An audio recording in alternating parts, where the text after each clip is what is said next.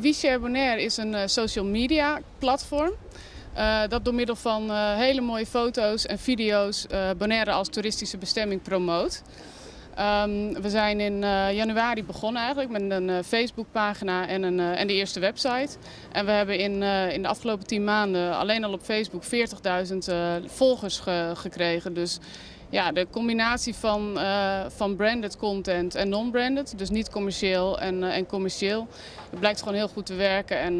En we hebben hele hoge kwaliteit content. Dus, kan je iets meer vertellen over die content?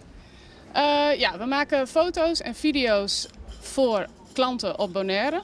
En ook niet commercieel, dus voor onszelf. We plaatsen dagelijks foto's op Facebook. En zo nu en dan ook video's en andere links.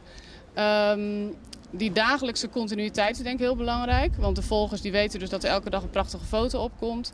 En mensen van de hele wereld die zien dan die prachtige Bonaire foto's. En die hebben allemaal in de comments van oh, we willen weer terug en wat is het daar mooi. En die sharen ook de foto's.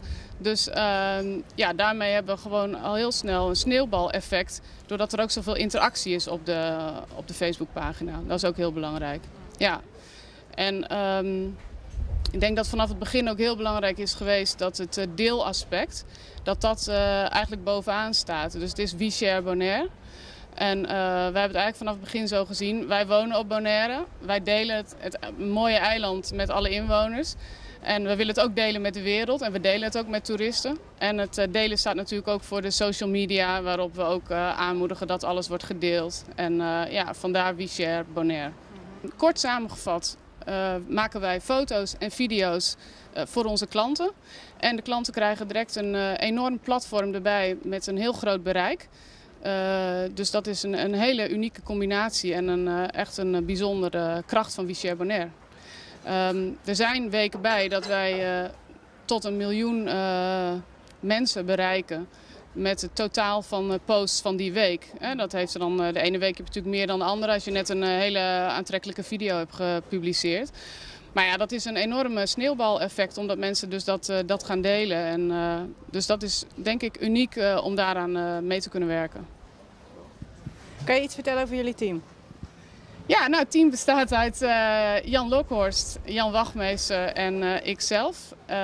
Jan en Jan zijn eigenlijk vanaf het begin de drijvende krachten geweest.